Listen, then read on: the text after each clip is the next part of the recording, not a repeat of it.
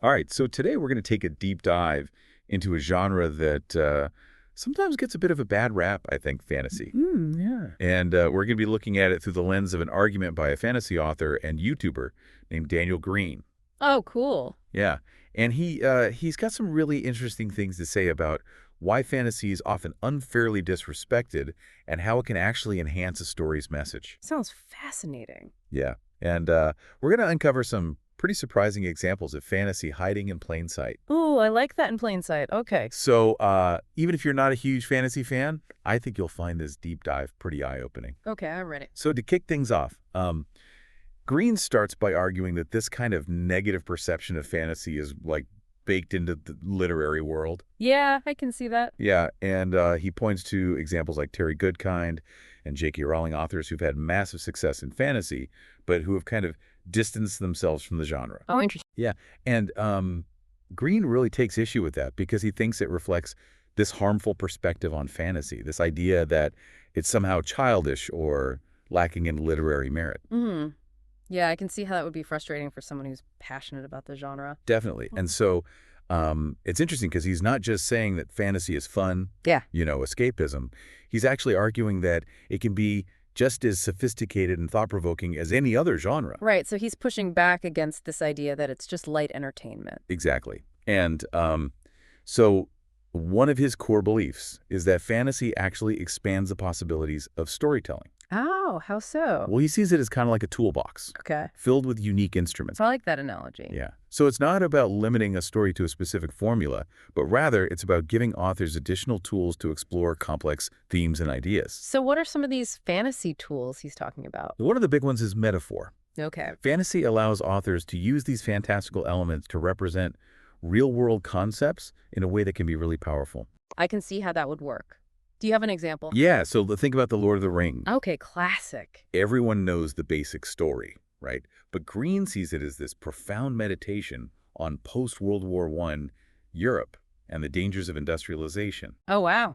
Yeah, Tolkien was writing in the shadow of that war, and Green believes he used the fantastical elements to examine where humanity was headed in the industrial age. So the Hobbit's idyllic Shire represents like a pre-industrial world. Right, and Mordor with its all-consuming industry that symbolizes the threat of technology gone wrong. Oh, I see. So Tolkien was warning against the dangers of losing our connection to nature. Exactly, something that was very much on people's minds after witnessing the horrors of industrialized warfare. Wow, I never thought of The Lord of the Rings that way. Right, it adds this whole other layer of meaning to the story. Absolutely. And that's just one example. Another tool that fantasy offers is exaggeration. Okay. By creating these larger-than-life scenarios and characters, authors can explore human emotions and experiences in a way that's really impactful. Interesting. Do you have an example of that? Yeah, so Green highlights the Poppy War, Okay. and he focuses on its unflinching portrayal of the individual experiences of war.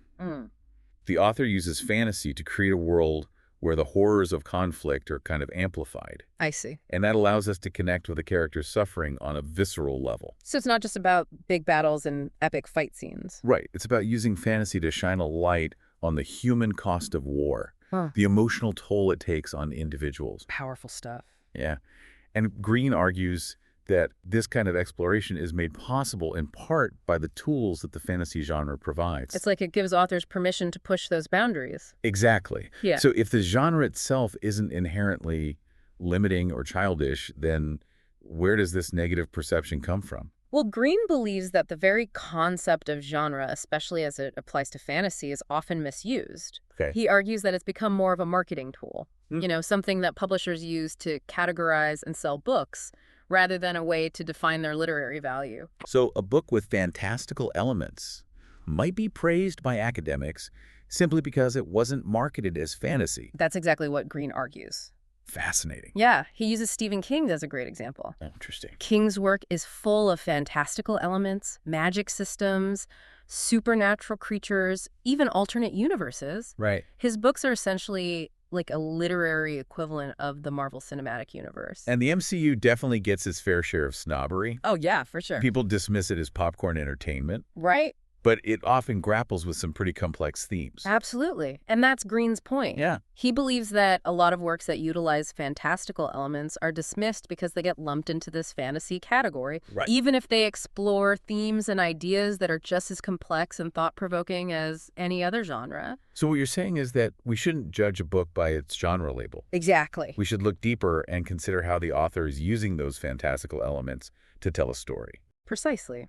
And Green doesn't stop at modern authors. He even goes back further, Oh, yeah. citing Shakespeare. Wait, Shakespeare as in the bard. Yep. Think about plays like A Midsummer Night's Dream, Hamlet, and Macbeth. Okay. They all contain fantastical elements, fairies, ghosts, witches, Yeah. that contribute to their enduring power. So by dismissing fantasy outright, are we potentially missing out on some truly profound works of literature? That's exactly Green's point. Yeah. He suggests that this dismissal often stems from a lack of understanding of the genre, limited exposure to it, or blindly accepting publishers' definitions. He even points to a Guardian article that dismissed Terry Pratchett without the author ever having read any of his work. Wow, that's pretty harsh. Talk about judging a book by its cover. The irony is definitely there. Yeah. Green sees this kind of attitude as rooted in ignorance and a failure to engage with the material on its own terms. So is Green saying that all fantasy is automatically good literature? No, not at all. He's simply saying that we shouldn't dismiss it outright. He argues that adding fantastical elements doesn't inherently detract from a story. Yeah. In fact, he believes that fantasy can actually enhance storytelling and allow for deeper exploration of themes and ideas. Those dragons and wizards aren't just there for show. Right. They can actually serve a deeper purpose. Exactly. Green believes that fantasy can push boundaries, explore concepts that might not be possible in a strictly realistic setting, and examine the human condition and societal issues through metaphor and allegory. Okay, my mind is officially blown. I'm starting to see fantasy in a whole new light. But before we get completely lost in these fantastical realms, let's take a moment to process what we've learned so far. When we come back, we'll delve into more examples of how fantasy can elevate storytelling and challenge our preconceived notions about the genre. Sounds good. I'm ready for more. Me too. Welcome back. I'm really enjoying this conversation about fantasy. It's like opening up a whole new world of storytelling. Me too. It's like Green has given us these new lenses to see all these stories in a different light. Yeah, and he's challenging us to look beyond those surface-level tropes and to see the depth and complexity that can exist within the genre. Totally. And I'm starting to realize that a lot of the books and movies I love actually have fantastical elements woven into them, even if they're not explicitly labeled as fantasy. Right, and that's what's so exciting about this conversation. It's about recognizing that the line between fantasy and non-fantasy can be pretty blurry. Yeah, and it's about appreciating how authors use those fantastical elements, no matter how subtle, to create a more meaningful story. Exactly. It's about understanding the author's intent and those deeper layers of meaning that they're trying to convey through those elements. Okay, so I'm starting to see the light here, but I have a feeling some people might push back on this. They might argue that fantasy is inherently escapist, that it distracts us from the real world. That's a common criticism, but Green actually argues that fantasy at its best doesn't shy away from reality, but uses its unique tools to illuminate it in new and thought-provoking ways. It's like fantasy can be a lens that helps us see the world more clearly, to understand its complexities in a way that we might not be able to otherwise. That's a great way to put it. It's about recognizing that the line between fantasy and non-fantasy is often blurry, and that many works we consider classics actually draw heavily on fantastical elements. Green brings up Shakespeare again. Oh, right. We're talking about how Shakespeare wasn't afraid to incorporate fairies, ghosts, and witches into his plays. Exactly. And those elements, far from detracting from the works, actually make them richer and more complex. Think about the fairies in A Midsummer Night's Dream. They're not just there for whimsy, Right. They actually create this sense of dreamlike confusion that reflects the play's themes of illusion and reality. So is Green suggesting that any story with a fantastical element automatically qualifies as great literature? Not necessarily. As with any genre, there's a wide range of quality within fantasy. What Green is saying is that we shouldn't dismiss the entire genre based on a few poorly written examples or those preconceived notions about what fantasy is supposed to be. It's about judging each work on its own merits, recognizing the potential for greatness that exists within the genre, and appreciating the unique ways in which fantasy can enrich our lives. I think that's a really important point. It's about being open to the possibilities and not letting those genre labels limit our experience of a story. Absolutely. Green also made a powerful point about the importance of respecting the genre, even for authors who have found success within it. He was pretty critical of those who try to distance themselves from fantasy, suggesting that it reflects a kind of intellectual snobbery. It's almost like they're saying, look at me, I've moved beyond this childish genre. I'm writing something more sophisticated now. But as Green points out, they're often using the same tools and techniques that made them successful in the first place. It's like saying, I'm not a painter, I'm an artist, as if using paint somehow diminishes the art. Exactly. And it's not just about respecting the genre, it's about recognizing the unique ways fantasy can enhance storytelling. Green talks about the power of metaphor and allegory, the ability to use fantastical elements to comment on real-world issues and explore the complexities of the human condition. He even goes so far as to say that some of the most profound meditations on humanity can be found within the fantasy genre. And he backs up that claim with some strong examples. We already talked about Tolkien's exploration of the human cost of industrialization.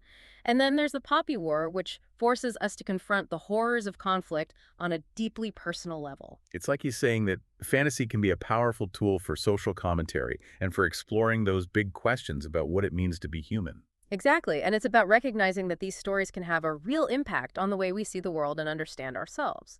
It's fascinating how he uses Stephen King's work to challenge our assumptions about genre, by pointing out the fantastical elements that permeate King's interconnected universe. He's saying, if we can accept this as serious literature, why not fantasy? Right. And it's not just about accepting it, it's about appreciating the unique ways fantasy can expand our understanding of storytelling and the human experience. So it's not about rejecting reality, but about using fantasy as a tool to explore it in new and exciting ways. Precisely. And it's about recognizing that the line between fantasy and non-fantasy can be surprisingly blurry, and that many works we consider classics actually draw heavily on fantastical elements. And speaking of classics, he brings up Shakespeare yet again.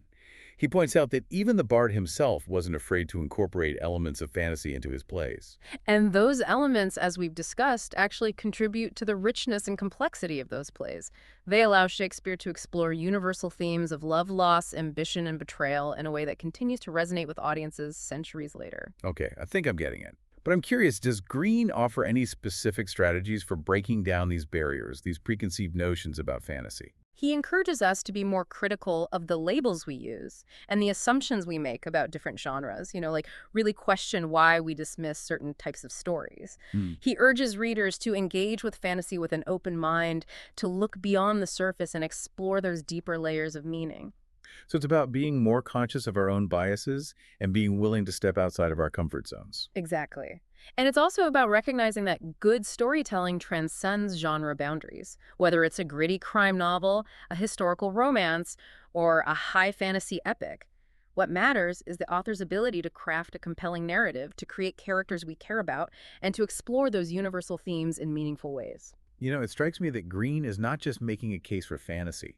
He's advocating for a more open and inclusive approach to literature as a whole. I think you're right. He's challenging us to expand our definition of what constitutes good literature and to be more receptive to stories that might initially seem unfamiliar or even challenging. And that brings us back to this idea of genre as more of a marketing tool than a definitive category.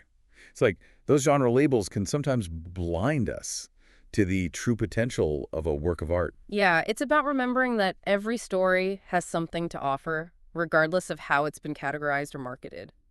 This conversation has been so insightful. I'm starting to see the world of literature in a whole new light. But before we get too carried away, let's take a moment to gather our thoughts. When we come back, we'll have some final takeaways from this fascinating deep dive into the world of fantasy. Welcome back. I'm still kind of reeling from all these insights about fantasy, Yeah, it's amazing how much we take for granted about these genre labels. Totally. And I keep thinking back to Green's point about how those fantastical elements, the dragons, the magic, all that stuff, it can be so much more than just window dressing. Oh, absolutely. It's like they're tools for exploring these really deep ideas about humanity and the world. He makes a really compelling argument about how they can function as metaphors for real-world issues, allowing authors to address those complex themes in a way that's engaging and thought-provoking. Yeah, it's like a secret language almost. And as readers, we get to decode that language and discover those hidden meanings. Exactly, and that's what makes exploring fantasy so rewarding. It's that sense of discovery. For sure. And another thing that really stuck with me was Green's argument about genre being more about marketing than literary merit. Oh, yeah, that's a huge point. It's like those labels we slap on books can actually limit our understanding of what they're really about. It's almost as if we're conditioned to see a certain label and make assumptions about the book's content and quality without even reading it. Right, but Green's urging us to be more critical of those labels, Hmm. to judge each work on its own merits. Absolutely. And to be open to exploring works that might not fit neatly into our preconceived notions of genre. Yeah, like don't judge a book by its cover. Exactly. We need to look beyond those surface level classifications and engage with the story on its own terms. And speaking of looking beyond the surface, Green's point about respecting the fantasy genre really got to me. Oh, yeah, he was pretty passionate about that. Yeah, he was calling out those authors who try to distance themselves from their fantasy roots, Yeah. right? It's like they're ashamed of the genre that brought them success. Yeah, but as we've been discussing, there's nothing inherently inferior about fantasy. Not at all. It can be just as sophisticated and thought-provoking and emotionally resonant as any other genre. And sometimes even more so. Exactly. And in some cases, those fantastical elements can actually enhance those qualities. Absolutely. Green makes a really strong case for the value of both fantasy and science fiction. Mm. He sees them as powerful tools for exploring the human condition, for asking those big questions about life and the universe. Right. And he backs up that claim with some great examples. Totally. From Tolkien's exploration of industrialization to the Poppy War's portrayal of the horrors of war. I mean, these genres can be incredibly profound. Yeah, and let's not forget about how science fiction can inspire real-world innovation. Oh, that's a good point. Think about all the technologies that were first imagined in the works of authors like Isaac Asimov or Octavia Butler. It's crazy to think that these stories set in fantastical worlds or future timelines can have such a real impact on our lives. It really speaks to the power of imagination and how these genres can make us question what's possible. Absolutely. Yeah. So what's the takeaway from all this? I think it's about recognizing the power of storytelling, regardless of genre. Yeah, it's about approaching these works with an open mind and being willing to explore those deeper meanings. It's about challenging our own assumptions and appreciating the unique ways that fantasy can enrich our lives. And remembering that sometimes the most profound truths are revealed in the most unexpected places. Beautifully said. Yeah. So for our listeners, I want to leave you with this thought. If even literary giants like Shakespeare and Stephen King weren't afraid to use fantastical elements in their work, maybe it's time we reconsider our own perceptions of fantasy and its potential for great storytelling. It's definitely something to think about. Yeah, what seemingly non-fantasy works have you encountered that might actually have elements of the fantastical woven in? That's a great question. Yeah, and who knows, maybe you'll discover that the magic of fantasy has been influencing your favorite stories all along. It's possible. Well, until next time, keep exploring, keep questioning, and keep diving deep